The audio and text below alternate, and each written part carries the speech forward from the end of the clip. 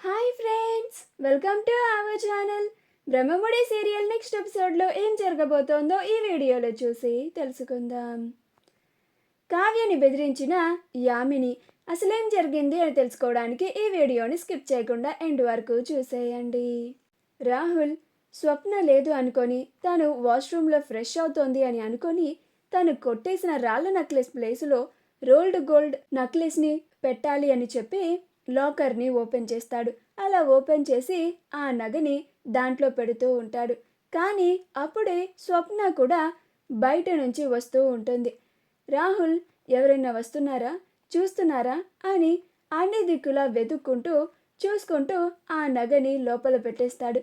తీరా రాహుల్ లాకర్కి లాక్ వేసేటప్పటికి స్వప్న గదిలోకి వచ్చి రాహుల్ని చూస్తూ ఉంటుంది.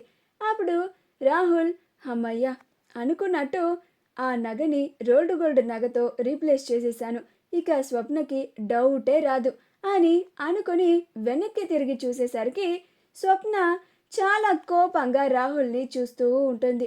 అప్పుడు రాహుల్ ఇదేంటి అప్పుడే ఫ్రెష్ వచ్చేసిందా అని చాలా ఆశ్చర్యపోతాడు.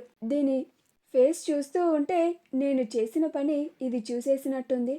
అమ్మో, ఇప్పుడు ఇది ఎలా రియాక్ట్ అవుతుందో ఏంటో అని భయపడిపోతూ ఉంటాడు. అప్పుడు స్వప్న రాహుల్ దగ్గరికి వచ్చి ఏంటి రాహుల్ నువ్వు చేసిన పని అని కోపంగా అంటుంది. అప్పుడు రాహుల్ డౌటే లేదు, ఇది నేను దాని నగని కొట్టేసి వేరే నగతో రీప్లేస్ చేయడం చూసేసింది, ఇప్పుడు దీనికి ఏం చెప్పి కవర్ చేయాలి అని చాలా కంగారు పడిపోతూ ఉంటాడు.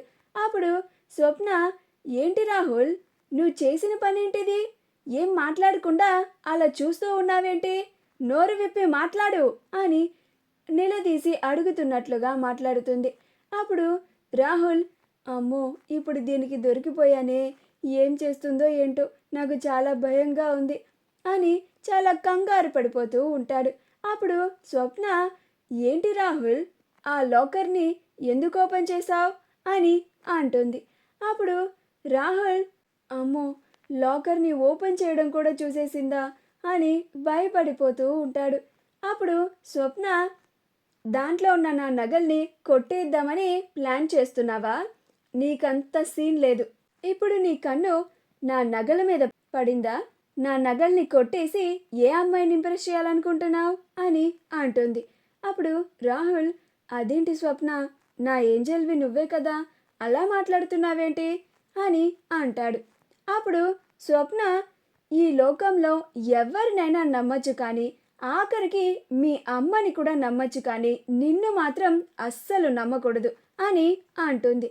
అప్పుడు రాహుల్ మరీ అంత చీప్గా తీసిపారేకు స్వప్న నన్ను అని అంటాడు. అప్పుడు స్వప్న అవునా, మరి నువ్వు అసలు ఎన్నడూ లేనిది ఈ గదిలోకి ఎందుకు వచ్చావు ఇంత సడన్గా, నా నగల కోసం కాకపోతే అని అంటుంది. అప్పుడు రాహుల్ నా కూతుర్ని చూడ్డానికి వచ్చాను అని అంటాడు. అప్పుడు స్వప్న ఏంటి నువ్వే, ఇప్పుడు సడన్గా నీ కూతురి పైన ప్రేమ పుట్టుకొచ్చేసిందా రాహుల్ నీకు, సరే నువ్వనుకున్నట్టుగానే నీ కూతుర్ని చూడ్డానికి ఈ గదిలోకి వచ్చావు అనుకుందాం, నీ కూతుర్ని ఎత్తుకోకుండా లాకర్ దగ్గర ఏం చేస్తున్నావు, అక్కడేం పని నీకు, లాకర్ ఎందుకు ఓపెన్ చేయాలని చూస్తున్నావు అని అంటుంది. అప్పుడు రాహుల్ అంటే ఇది నేను లాకర్ని ఓపెన్ చేయడం మాత్రమే చూసింది, అంటే లాక్ వేస్తున్నప్పుడు చూసింది, నేను దాంట్లో నగలు పెట్టిన సంగతి దీనికి తెలియదన్నమాట అని అనుకొని అది స్వప్న నువ్వు లాక్ సరిగ్గా వేసావో లేదో అని నేను చెక్ చేస్తున్నానంతే, దాంట్లో నీ నగలు పెట్టావు కదా, దొంగలు నీ నగల్ని దొంగతనం చేస్తారేమో అని జాగ్రత్తగా ఉండాలి కదా, అందుకని అలా చేశానంతే అని అంటాడు. అప్పుడు స్వప్న ఈ ఇంట్లో నీకన్నా మీ అమ్మ కన్నా పెద్ద గజ దొంగలెవరూ లేరులే, పైగా మీ అంత ప్రొఫెషనల్గా కూడా ఎవరు దొంగతనం చేయలేరు కూడా అని అంటుంది. అప్పుడు రాహుల్ అదేంటి స్వప్న అలా మాట్లాడుతున్నావు, నేనేం దొంగతనం చేశానని అని అంటాడు. అప్పుడు స్వప్న నీ గురించి మీ అమ్మ గురించి నాకు చాలా బాగా తెలుసు రాహుల్, జాగ్రత్త, నిజంగానే నా నగల్ని గనక నువ్వు దొంగతనం చేసినట్టు నాకు తెలిసిందా నీ కాళ్ళు విరక్కొట్టి ఇంట్లో కూర్చోబెడతాను అని అంటుంది.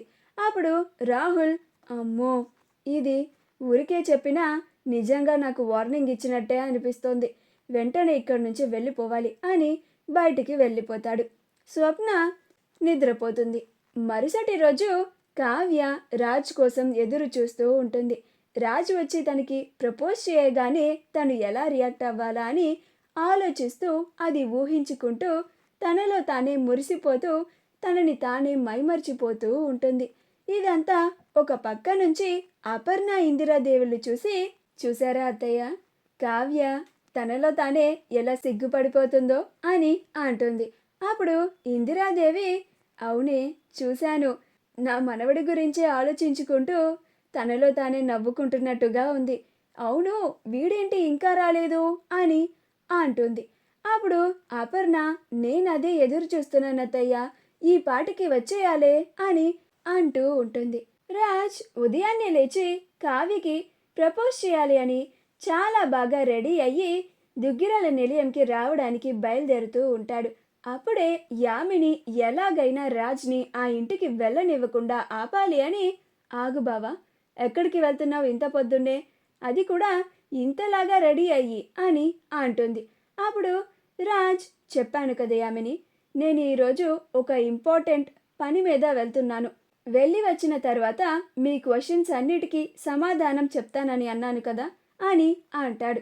అప్పుడు యామిని, దానికి దీనికి సంబంధం ఏంటి బావా అని అంటుంది. అప్పుడు రాజ్, అవన్నీ నేను వచ్చిన తర్వాత చెప్తాను యామిని అని అంటాడు. అలా రాజ్ దుగ్గిరాల నిలయంకి బయలుదేరిపోతాడు. యామిని ఎలాగైనా కావ్యని రాజ్ని విడతీయాలి అని కావ్యకి కాల్ చేస్తుంది. కావ్య, ఇదేంటి యామిని కాల్ చేస్తుంది అనుకున్నట్టుగానే ఈ యామిని ఏదో ప్లాన్ చేసినట్టుంది అని కాల్ని లిఫ్ట్ చేస్తుంది.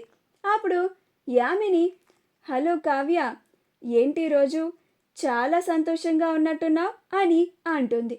అప్పుడు కావ్య, నా సంతోషానికి కారణం నీకు తెలిసే ఉంటుంది కదా యామిని, ఈరోజు మా శ్రీవారు నాకు ప్రపోజ్ చేయబోతున్నారు అని అంటుంది. అప్పుడు యామిని, ఆ విషయం గురించి మాట్లాడడానికి నేను కాల్ చేశాను కళావతి అలియాస్ కావ్య, నువ్వు రాజ్ని నాకు దూరం చేయాలని అనుకుంటావా? నీ దగ్గరికి మా బావ వచ్చి ప్రపోజ్ చేయగానే చక్కగా నువ్వు కూడా ఓకే చెప్పేసి ఇద్దరు పెళ్లి చేసుకోవాలి అని ప్లాన్ చేసుకుంటున్నారా అని అంటుంది.